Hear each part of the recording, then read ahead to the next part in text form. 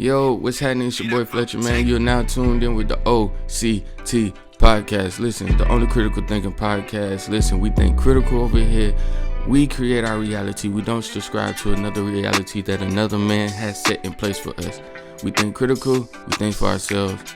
We don't let nobody think for us. I be showing love. I be showing love. L-O-V-E. I be showing love. I be showing love. I be showing love.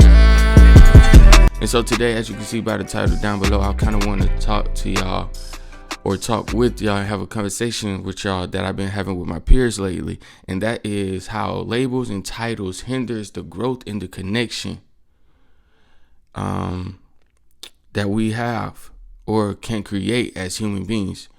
So for me, when I think about this, I'm thinking about relationship wise and also just the little things that happen in the classes, schools, the jobs, and the workplace.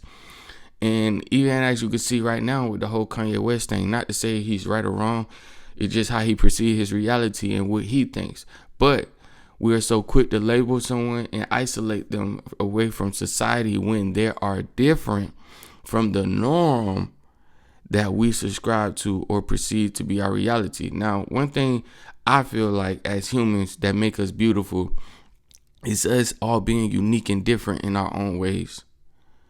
I don't feel like we all have to subscribe to the same reality, the same truth, the same message. I feel like what makes us beautiful is being different. Now, being different to me is being normal. That's just in the reality that I perceive. But for a lot of people, when you're not quote unquote normal to the reality that they perceive, you're different and you outcast and you segregated. We're so quick to put a label on something. We have to put a label on something that we don't understand, something that we're not comfortable with, just so we could gain comfort. Just so we could feel more comfortable about the whole entire situation. That's why we put labels on things.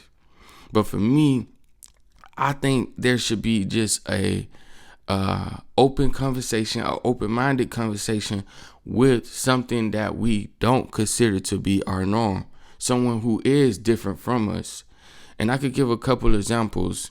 And we're going to be talking about in two aspects, in relationships and as well as in society. So I could remember while I was in school, everybody tried to label me as a class clown and a troublemaker. And a lot of teachers used to write "talk too much" on my report card. And for me, I could remember when my dad told me they used to try to put me on pills and say I had ADHD, I was too hype, I couldn't calm down, I was off the wall, I was off the chain. Give him some pills so he could calm down and he could be able to focus more. But in actuality, we know what those pills do. But for me, it's nothing wrong with me because I'm hyper and my energy is high. I remember in science class, and I'm not going to say the teacher name, but I remember your name because I got in the worst trouble I could probably remember back to date right now. And I remember this teacher used to put on my report card, "talk too much." And my dad said, if you come home with another "talk too much," you going to get in trouble. And I could remember he called my mom, and left a message on the phone saying, "Fletcher just talk. Literally did that for like a minute. And so that upset my dad. But the funny thing about that whole situation was it wasn't me talking to the other students. It was me talking to him. And what happened was he used to ignore me because every time he said, "Anybody got any questions?" I raised my hand. Anytime I didn't understand something, I raised my hand. And to the point where he started ignoring me. And so I would just blurt it out. I would talk over other people to get my question out because I learned different from everybody else. Now, mind you, I never got a C in science still to this day. Science is my favorite subject. So I never got below a B. It was a B and up. That's it. So when I was used to ask questions, I would even stay after class, ask questions. And he would be so frustrated because of all the little questions. But that's the way I learned. And I was so curious and excited. Any other class I did not care about.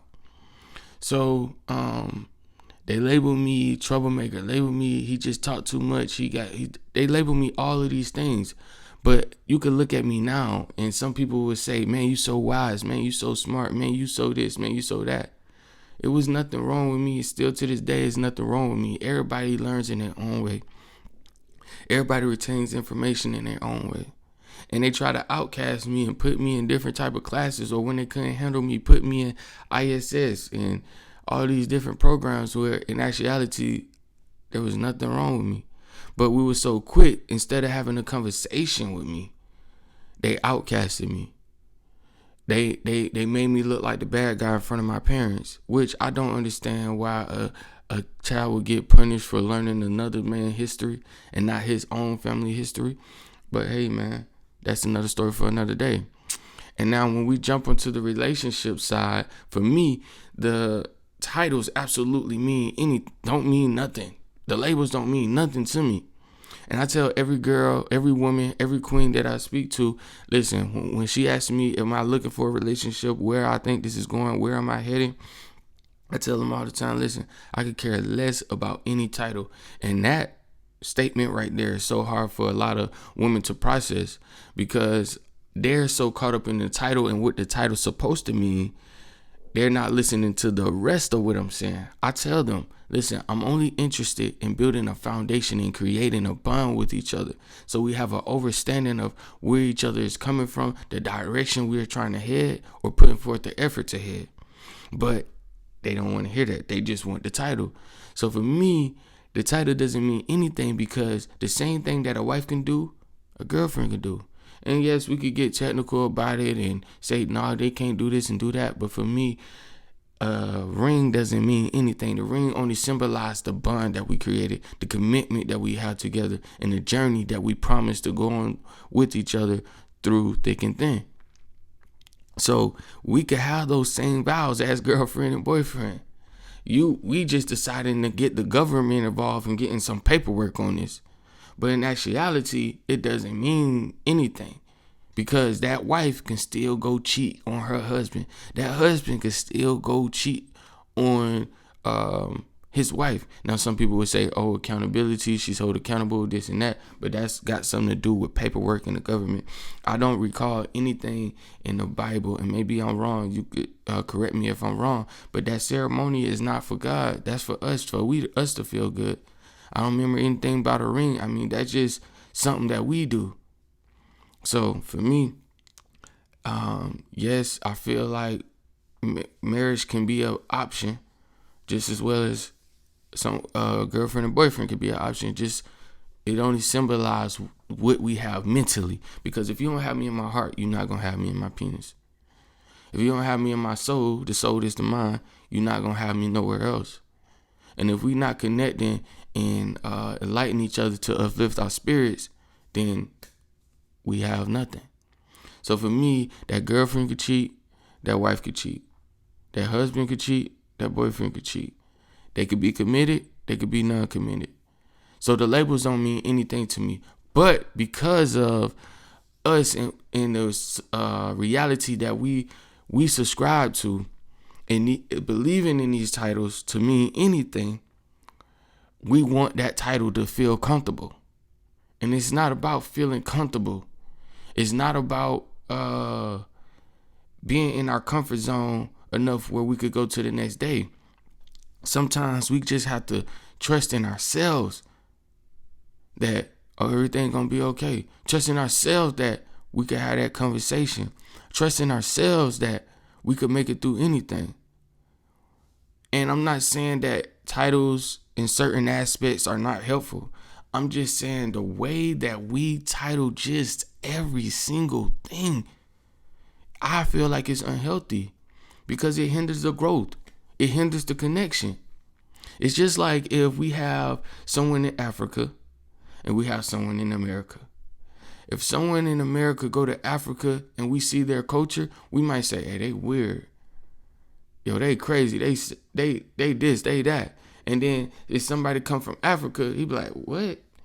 Y'all don't grow y'all own fruit? Y'all don't have y'all own farm in y'all backyard? What? Y'all do this? Y'all eat all this GMO food? What? Y'all got a fast food on every corner? What? It's a liquor store on every block in the African community?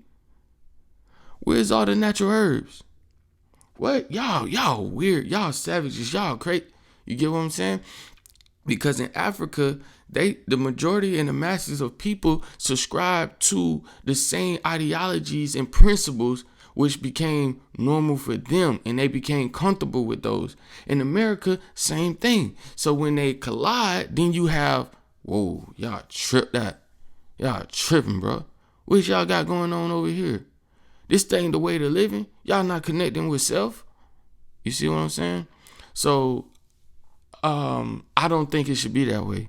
I believe it should be, hold on, okay, that's how you see that? Why you do that? Okay, that's why okay, what would you like to be called? If we're going to put a title on it, what would you like us to label this as? What would you like us to see this as? Okay, well, I perceive just critical conversations, open-minded conversations, loving conversations, caring conversations.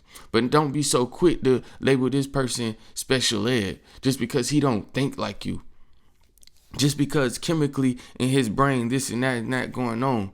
But that man could still be a genius. But you calling him special ed and retarded. He ain't me. So, look, I'm having this open, critical conversation with you right now. You wouldn't think they was calling me special ed? You wouldn't think they calling me slow and retarded? You wouldn't be thinking, oh, he just catch on slow. No, I wasn't interested in nothing y'all had to teach me. Because that's not my ancestor history. So when it comes down to these labels, man, we have to be careful of just labeling something and isolating it from the rest of the world. Because it's not comfortable for us. It's not the norm for us. So I'm just having this conversation. I want to hear what you guys think. I want to hear how y'all perceive y'all reality. I just want to see. I have an open mind to hearing all different type of directions. But for me, I just feel like the way that we going with all these titles, all these labels, they absolutely mean nothing because we all are, and the majority of us is living in an illusion and prescribe to, subscribe to a reality of another man. And having created our own reality and our own truth. The only time is now. We live in the present. We don't live in the future. And we don't live in the past. We live in right now. We create right now. But that's another story for another day. Listen, my name is Jeswic Fletcher. JESWICFLETCHER. Listen, I love you. You're a king. You're a queen. You're a god. You're a goddess.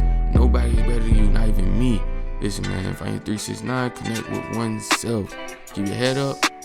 Keep your nose clean. You say the word. You live forever. Peace. I be showing love.